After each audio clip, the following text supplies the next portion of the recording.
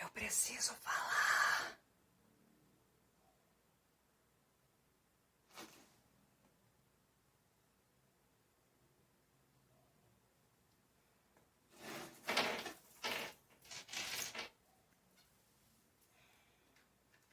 Entendi.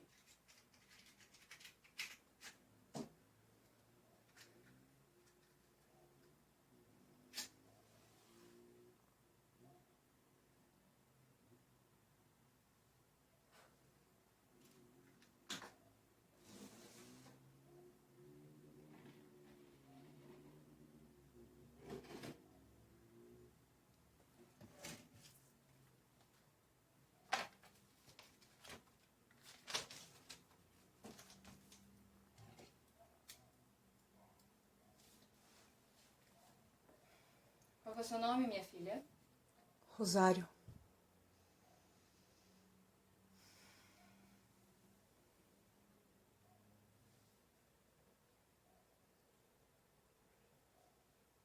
Pode falar, Rosário. Aquele dia ficaria marcado em nossas vidas para sempre. Vivemos os últimos meses numa expectativa angustiante. Parecia que o coração ia saltar pela boca. É como se aquele dia dissesse: vamos, meninas, apressem-se, que eu já estou chegando. Ela estava ansiosa para o seu tão sonhado primeiro baile de carnaval. Tinha até vontade de gritar, tamanha alegria que sentia.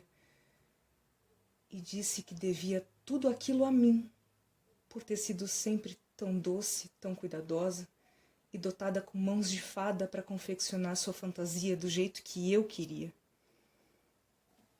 Enquanto para ela parecia um sonho, para mim era o prenúncio de um pesadelo. Papai teve espasmos horríveis naquela manhã. Eu nunca havia acontecido daquela maneira. Seu corpo se comprimia como se estivesse tentando em vão segurar a alma que tentava se libertar. Eu fiquei apavorada. Tive medo que ele morresse enquanto eu saísse em busca de ajuda. Então permaneci a seu lado em silêncio. Foi angustiante a sensação de impotência que me dominava naquela hora.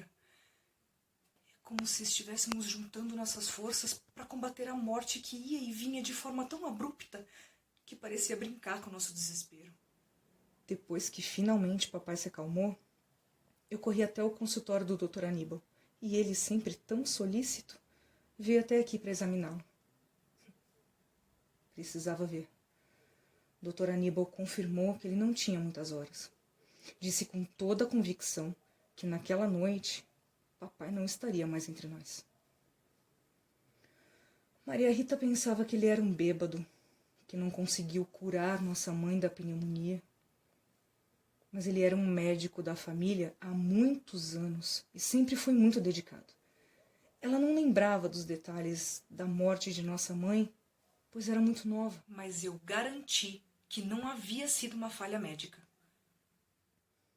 Ela persistia que não era nada, que queria para o bloco de carnaval. E eu não podia acreditar que ela me deixaria sozinha naquela hora, já que nunca lhe havia lhe pedido nada. Eu sempre cuidei para que nada lhe faltasse. Somos uma família. Seria possível que na hora em que eu mais precisava, ela me negaria sua companhia? E o remorso lhe acompanharia por toda a vida. Como ela conseguiria se divertir? Como ela conseguiria se olhar no espelho? Como ela pode cogitar trocar laços tão profundos por um baile? Mas para Maria Rita não era apenas um baile. Era o baile da sua vida. Chegou a dizer que seus 17 anos de vida haviam sido vividos por mim. Eu nunca permiti que ela me conhecesse profundamente. Ela não fazia ideia do que se passava em meus pensamentos. Somos irmãs, mas para mim, ela era minha filhinha querida desde que nasceu. Ninguém faz ideia de como seu nascimento mudou minha vida. Eu tinha 8 anos na época. E nunca até então havia me interessado por brinquedos como as outras meninas. Eu gostava mesmo era de ajudar mamãe com os afazeres da casa. Eu brincava numa casinha de verdade. Meus sonhos de criança se confundiam com deveres domésticos. Teve uma vez, eu me lembro bem, era véspera de Natal. Eu estava passando pelo centro com mamãe. As ruas estavam tão movimentadas que mal dava para circular sem esbarrar nas pessoas. Nas lojas havia um entre-sai constante de pessoas carregando sacolas, caixas com laços coloridos. Então, de repente, um detalhe numa vitrine me chamou a atenção. Eu fiquei ali, como que hipnotizada por aquele olhar. Tão doce. Era como se ela tivesse me dominado completamente. Usava um vestido de brocado rosa esfumaçado com um tule da mesma cor. Parece que estou vendo os detalhes em fitas de cetim. De sua cabeça desciam pompons prateados que pareciam tremular com o brilho das luzes. E então seu rosto com pele de porcelana ganhava uma moldura iluminada que parecia lhe dar vida. Nunca desejei tanto alguma coisa na minha vida. Mamãe, sem notar meu encantamento, saiu me puxando pelo braço. Nos juntamos àquela multidão que tomava conta da calçada. Eles falavam alto, riam muito também. Parecia uma festa. Uma festa da qual eu não participava. Olhando para trás, ainda pude ver uma parte da vitrine que aprisionava o meu sonho. No dia seguinte, mamãe me deu uma bruxinha que ela mesma havia feito usando alguns retalhos. Meu sonho ganhou uma mescla de tristeza. Chorei. Dali a alguns meses nascia a Maria Rita. Tão pequena, tão frágil. E os olhos mexiam também. A pele era tão delicada quanto a porcelana que me deixara fascinada naquele dia. Ninguém podia me tirar a ideia de que ela era minha. A minha filhinha. Pedi à mamãe que me ensinasse a costurar apenas para lhe fazer roupinhas maravilhosas, como a da primeira comunhão. Ela estava tão linda. E eu tão orgulhosa. E então ela me disse que somos apenas irmãs? Mas ela havia crescido. Trazia consigo os próprios sonhos, suas próprias ideias, ignorando que mamãe não me deixava brincar com ela. Acho que tinha medo que eu lhe quebrasse, que danificasse seus cabelos ou que estragasse o mecanismo que lhe fazia chorar. Quando ela morreu, então eu entendi que ela era minha de verdade. Para sempre. A morte de mamãe não veio como uma dor, mas como a realização de um grande desejo. Eu sabia que estava ganhando naquele dia o maior presente da minha vida. Eu dediquei a minha vida inteira para que ela estivesse do meu lado. Como ela tinha coragem de comparar aquele baile idiota com a minha vida desgraçada? É apenas uma criança mimada. Mas eu tenho que admitir que a culpa é toda minha. Eu não devia ter lhe poupado de todo o horror que acompanhava a nossa família. Nada do que eu pudesse lhe dizer a convenceria. Então eu convidei para ir até o quarto de papai e ver ele expirando de uma vez. Afinal, não era isso que ela queria? Se ele morresse, parecia que ela não iria se importar. E na minha tentativa de poupar-lhe dos acontecimentos, acabei fazendo com que ela visse a nossa mãe como uma santa. Mas a vida daquela mulher foi marcada pelo adultério. Ela não tinha noção da tormenta que devastou a nossa casa. Sua atenção sempre esteve voltada para si mesma. Eu me calei por anos, apenas para conservar em seu rosto o sorriso que eu tanto gostava de ver. No entanto, acabei sendo anulada de sua vida. Agora ela me diz que vai sair em busca de novas aventuras, enquanto eu fico aqui apodrecendo às sombras de um carnaval? Não, Maria Rita. Você não vai se safar da desgraça assim como nenhum de nós conseguiu. Eu prometo que hoje eu arranco do teu olhar todo o brilho e juventude que se confundem nele. Parei com os rodeios e lhe falei de mamãe. Foi dela que havia herdado o amor exagerado pela liberdade. Embora nossos pais tivessem se casado cedo respeitando um acordo entre famílias. Ele a amava muito, mas ela, por sua vez, já tinha entregado seu coração a um grande amor do passado. Mamãe era uma mulher triste. A solidão que trazia consigo, mesmo em dias de suposta alegria, era evidente. Decorrido alguns anos, eis que o antigo namorado retorna à cidade também casado. Como o papai era caixeiro viajante, o trabalho sempre mantinha afastado de casa, às vezes por semanas seguidas. E não demorou muito até que eles começassem a se encontrar, e nisso ficaram por muito tempo. Quando Maria Rita tinha 3 anos, aconteceu de uma noite papai chegar em casa de surpresa e pegar os dois juntos. Sabe o que eles faziam, além de usar a cama de casal? Traçavam planos para o futuro dela. Foi um golpe terrível para ele. Eu acordei assustada com a gritaria. Eu não sabia exatamente o que estava acontecendo. Eu vi o amante saindo rapidamente. E quando entrei no quarto, o meu pai espancava a nossa mãe piedosamente. Eu comecei a gritar e me agarrei a ela na intenção de protegê-la. Papai, desfigurado, a botou para fora de casa do jeito que estava. Eu me lembro que era madrugada de inverno, chovia muito. Mamãe ficou o tempo todo ao relento, pois não tinha para onde ir daquele jeito. Pela manhã, pessoas que passavam pela rua penalizadas a levaram para um hospital. Mas a pneumonia se agravou e ela morreu 3 dias depois. Papai não deixou que fôssemos ao seu enterro e nem que falássemos mais o seu nome dentro de casa. Ele nunca mais se dedicou a Maria Rita, a filha do pecado. Todo o carinho e educação que teve foram dados por mim. O covarde do amante fugiu, mas não para muito longe. Queria apenas ficar fora da evidência. Quando o papai saía para suas viagens, ele aparecia para saber notícias de Maria Rita. Afinal, ele poderia segui-la pelas ruas, fazer perguntas, isso levantaria suspeitas. Então achei melhor que frequentasse nossa casa na ausência de papai.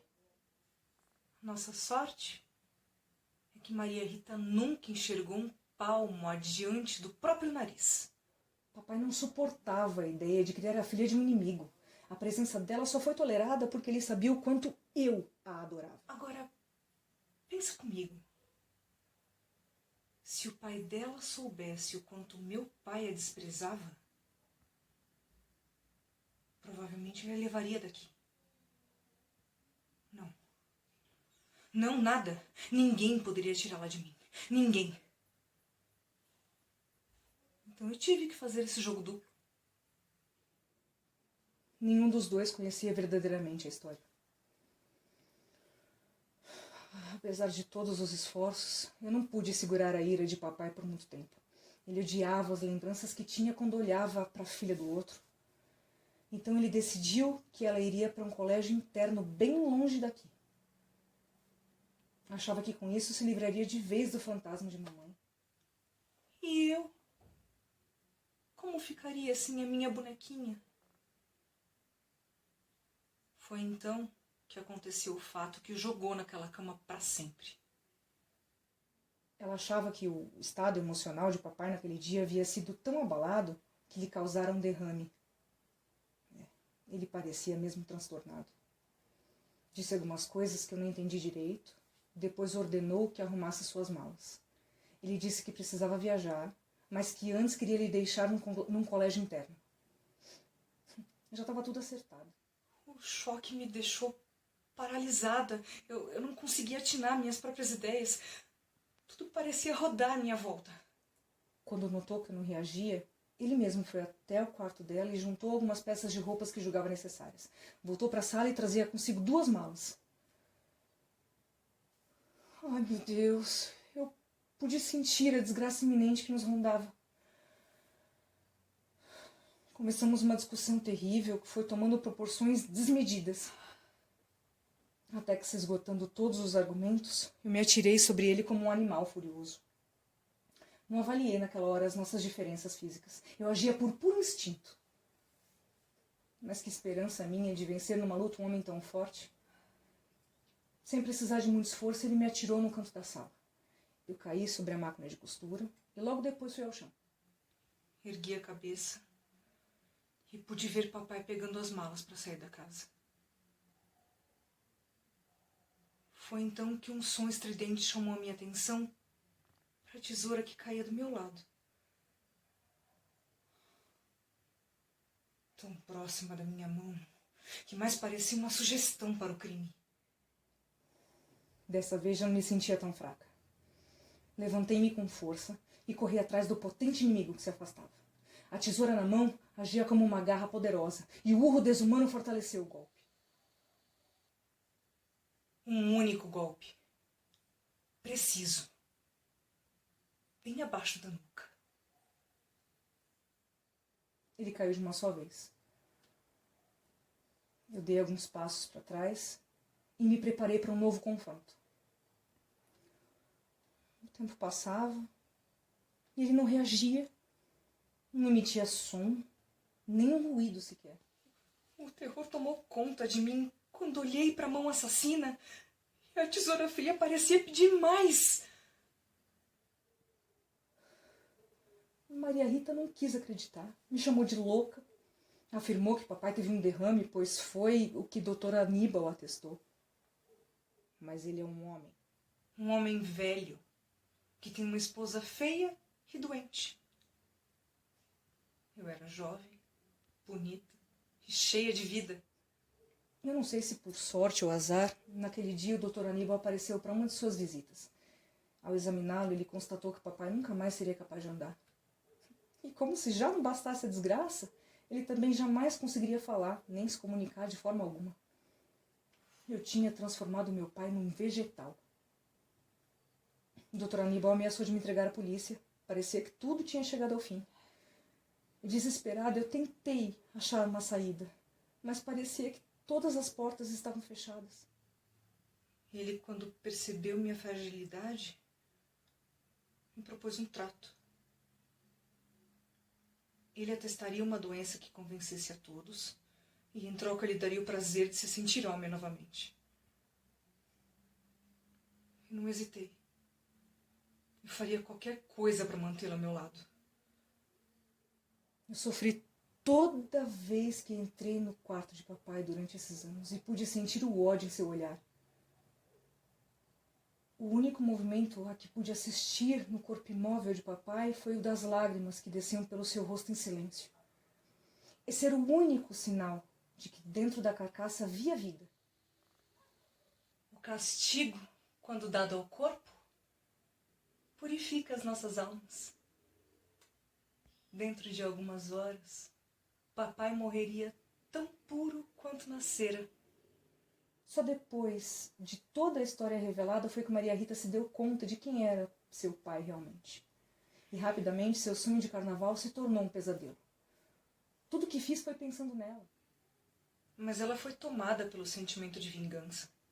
E então sentiu o sangue da família correndo nas veias.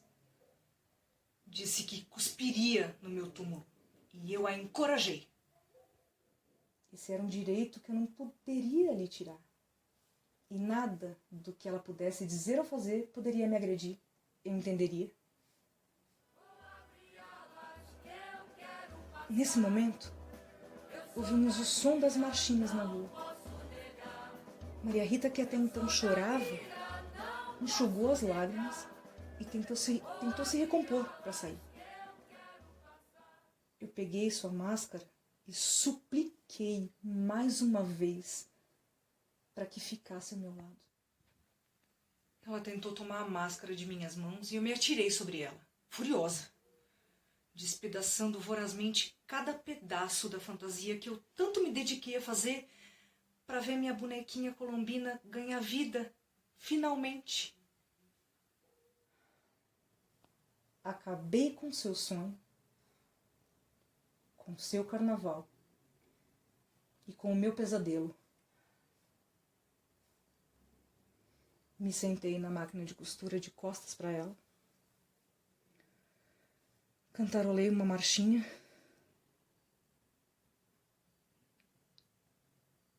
E não me lembro de mais nada. Além do som da tesoura caindo no chão. Um perro apaixonado que vivia só cantando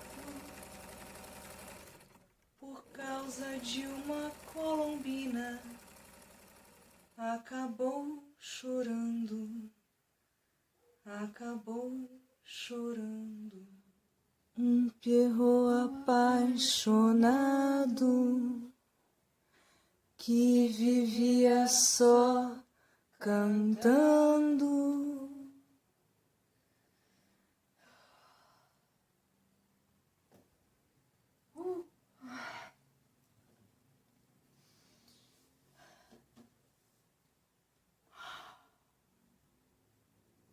Nossa, que história.